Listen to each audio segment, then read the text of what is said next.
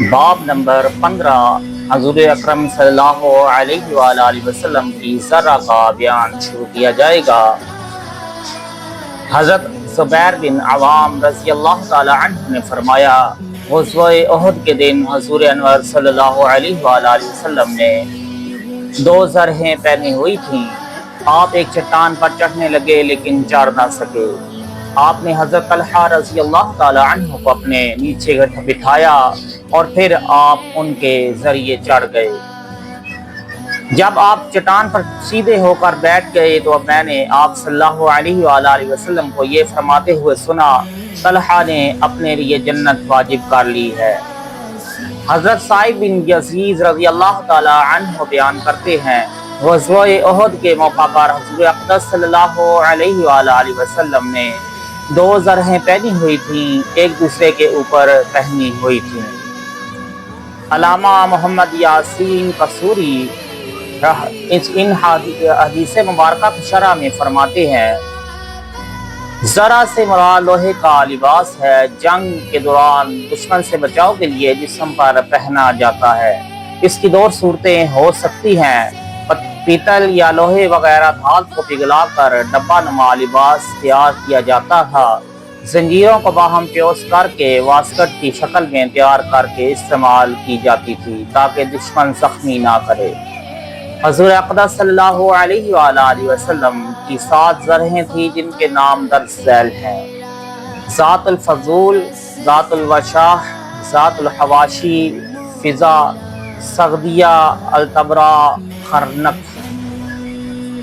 غزوہ احد کی لڑائی نہایت خطرناک تھی۔ اسی موقع پر پتھر لگنے سے آپ صلی اللہ علیہ وآلہ وسلم کا چہرہ مبارک زخمی ہو گیا تھا، ہونٹوں سے خون جاری تھا، ذرہ کی کڑی رخسار مبارک میں دھنس گئی تھی اور ابن کمہ نے آپ کی شہادت کا اعلان بھی کر دیا تھا، جس کے نتیجہ میں مجاہدین کے حوصلے پست ہو گئے۔ آپ صلی اللہ علیہ وآلہ وسلم چاہتے تھے کہ چٹان پر جلوہ افروز ہوں تاکہ مجاہدین آپ کو دیکھ لیں اور ان کے حوصلے بلند ہو جائیں۔ اس دن آپ صلی اللہ علیہ وآلہ وسلم نے 2 زرہیں زیب تن فرمائی ہوئی تھیں جو نہایت وزنی تھی۔ آپ چٹان پر چڑھنے لگے تو نہ چڑھ سکے، پھر حضرت طلحہ رضی اللہ تعالی عنہ کو نیچے بٹھا کر ان پر قدم مبارک رکھ کر چٹان پر چڑھ گئے اور آپ کو دیکھ کر مجاہدین کے حوصلے بلند ہو گئے۔ حضرت طلحہ رضی اللہ تعالیٰ عنہ کا شمار اجلہ صحابہ میں ہوتا ہے، 10 مبشرہ میں سے ایک ہیں۔ غزوہ بدر کے علاوہ تمام غزوات میں شامل ہوئے۔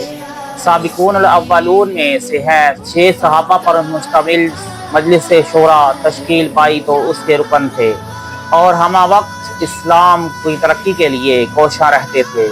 ایک رات میں نے 70,000 کی راضی خرید کر مدینہ طیبہ کے غرباء و فقراء میں تقسیم فرمائی تھی۔ غزوہ احد میں شامل ہوئے، شجاعت و بہادری کے جوہر دکھائے، حضور اقدس صلی اللہ علیہ وآلہ وسلم کے لیے ڈھال بنے رہے۔ جب آپ صلی اللہ علیہ وآلہ وسلم نے چٹان پر چڑھنے کا قصد کیا تو آپ کو پیش کر دیا۔ حضور آپ کی پشت پر کھڑے ہو کر چٹان پر جلوہ افروز ہوئے۔ آپ ڈھال بن کر خدمات انجام دے رہے تھے تو 80 سے زائد زخم آئے، لیکن آپ استقامت سے خدمت انجام دیتے رہے۔ حدیث باب کے آخری حصہ میں آپ کی فضیلت بیان کی جائے گی۔ جب حضرت طلحہ رضی اللہ تعالی عنہ نے جنت خرید لی ہے یا حضور اکرم صلی اللہ علیہ وآلہ وسلم کے کرم و عنایت سے اس کے مالک بن گئے ہیں، غزوہ احد کے موقع پر آپ کی بے مثال خدمات کے اعتراف میں صحابہ کبار بالخصوص حضرت صدیق اکبر رضی اللہ تعالی عنہ فرمایا کرتے تھے کہ یہ تمام کا تمام دن طلحہ کا ہے۔ آپ صلی اللہ علیہ وآلہ وسلم نے آپ کے بارے میں فرمایا، بہترین شہید وہ ہے جو زمین پر چل رہا ہے۔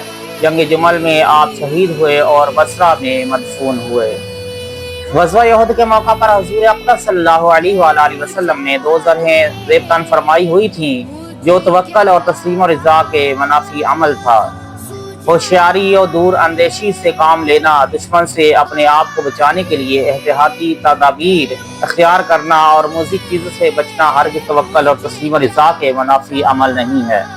ارشاد ربانی ہے یا ایھا الذین آمنوا خذوا حذرکم فانفروا ثبات او انفروا جمیعا، اے ایمان والو تم ہوشیاری سے کام لو، پھر دشمن کی طرف تھوڑے تھوڑے ہو کر نکلو یا جمع ہو کر نکلو۔ مطلب یہ ہے کہ دشمن کی گھات، اس کی مکاری اور اس کے حملہ سے بچو۔